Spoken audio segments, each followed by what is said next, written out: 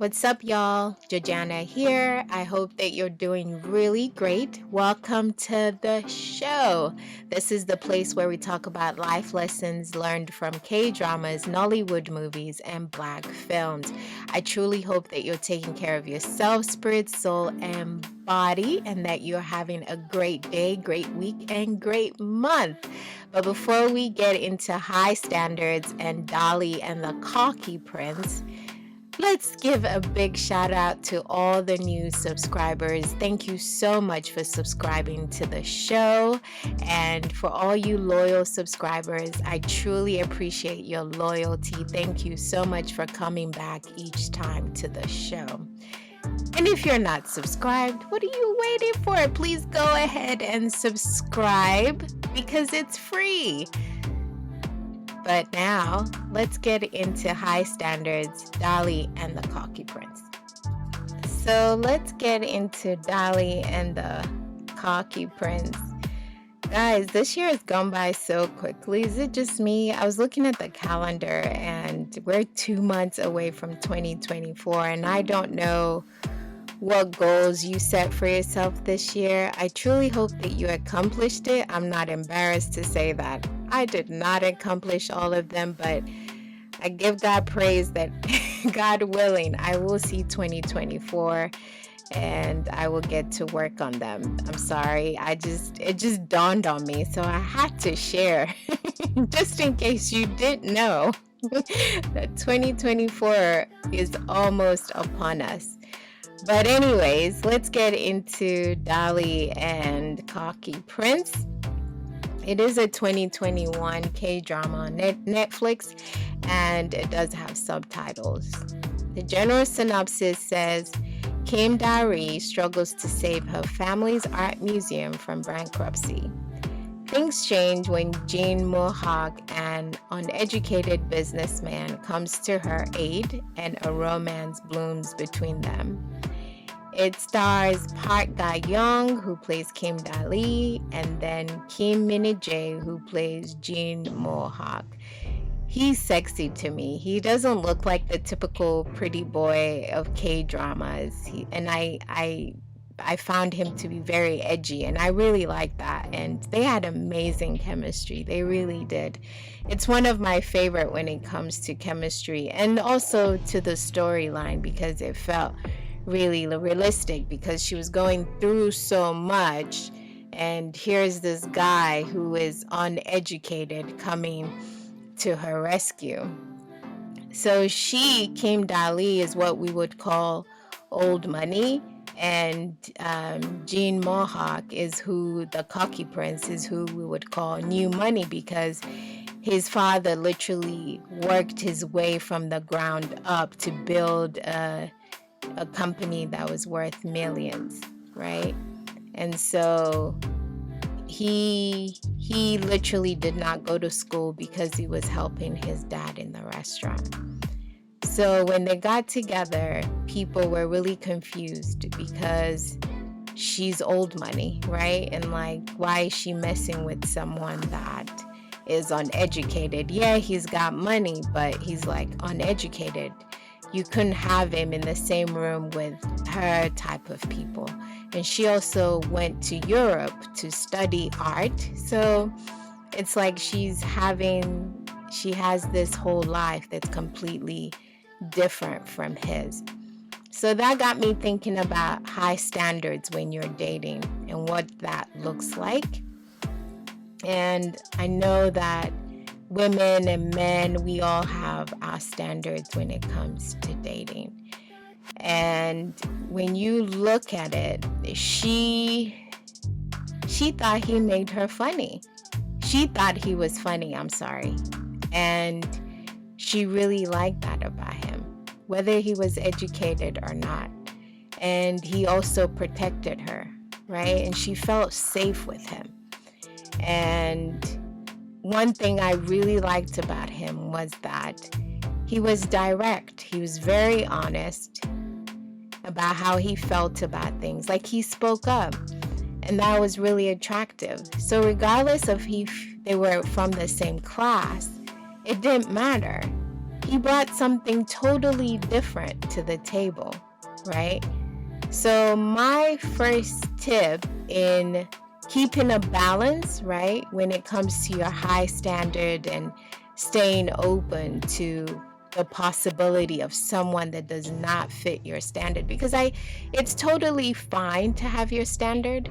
It's just don't allow it to hinder you from meeting someone that is yours, that you'll match in every way possible. So know your deal breakers. You have to know that the thing that is most essential to you in a partner, and this means like their values, their goals, or certain personality traits that you're looking for. When I was dating my ex, we're totally from two different backgrounds, like class-wise, every way, and we ended up dating for 3 years, but I did feel safe with him, and I found him attractive, and there were things that he brought to the table that I didn't, and there were things I brought to the table that he didn't. So then there was a balance, right?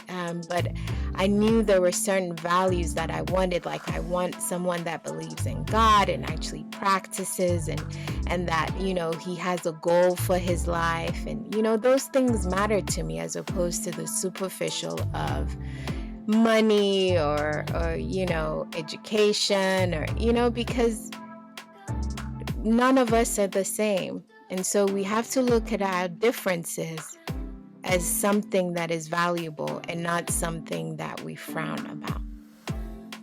Secondly, be willing to compromise on the smaller things. You have to remember that none of us are perfect. You're not perfect, sweetie. Neither is he, neither am I. None of us are perfect, and we cannot focus on minor flaws because none of us are perfect. Because then what this does is that it makes us miss out on a great connection.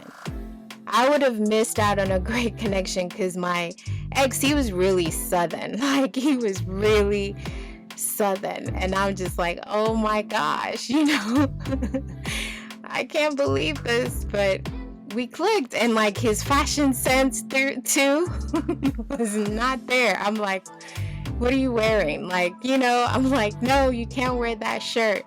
But I had to essentially allow him to be himself too and not change him, because you can't change people. So you have to accept people the way they are, flaws and all. Thirdly, give people a chance to surprise you. The most incredible relationships, those develop from an unexpected beginnings, because you just never know what someone else is bringing to the table if you do not open yourself to it. And I would definitely say, make sure that those standards align with what God has for you.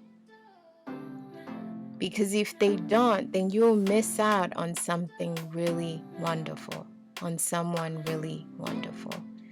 Because we women, we're always talking about, oh, has he got money? And men, it's like, oh, is her body fly? Or I don't know, all these different stereotypes that we have for who we want to be married to. I got to meet a wonderful guy, and we dated for 3 wonderful years. And I don't regret that. I don't regret that at all. I learned a lot about myself in that relationship. So I'm not saying there's anything wrong with having high standards. Just please find a balance. And this is actually my favorite scene right here, where they're confessing their love to one another. It was truly beautiful because they came from this place where her family is owing him money, and he's trying to get it back, but he just really loves her mind, loves how, and also he could also teach her some things, and she also taught him some things. So they balanced out each other, even though he's uneducated. But she's literally broke here, and she was going through a lot, but he was like a true support system for her.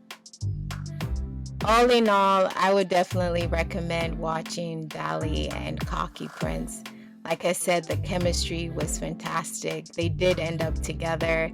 They did end up getting married. They got engaged, and it was just a beautiful thing. Like, he really loved her, even though he was this like cocky, that could fight, save the day kind of guy.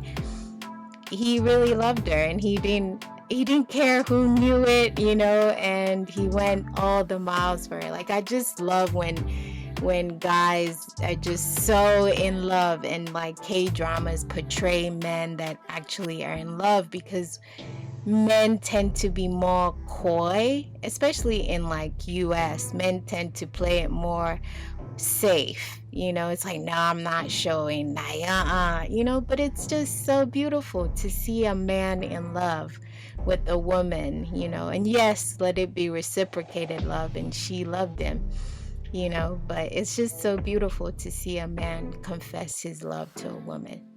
So if you have your high standard, it's great, but I think leave room for the unexpected. Before I leave you, I would like to encourage us with the scripture from Proverbs 3:5-6. And it says, "Trust in the Lord with all your heart, and do not lean on your own understanding. In all your ways acknowledge him, and he will make straight your paths." So when you have your high standard, where does God fit in that? Where does what God wants for you fit in that? Or do you just say, oh, this person doesn't check all my boxes, so forget it. But God is saying, no, this is who I have for you. This is who I want for you. So we've got to be mindful that we are acknowledging God in everything we do. And that includes who we choose as our partner. All right, guys. That is it for me today. If you liked this video, go ahead and give it a thumbs up and share. Also, let me know in the comments below if you ever dated anyone that wasn't up to your standard. What was that like? Did it last? What were people's opinion on it? Because people like to talk. Go ahead and let me know in the comments below. And if you're not subscribed, like I said, it's free. Go ahead and subscribe. Until next time, y'all, please take care of yourself and be kind to others. Thank you for watching and listening. Bye-bye.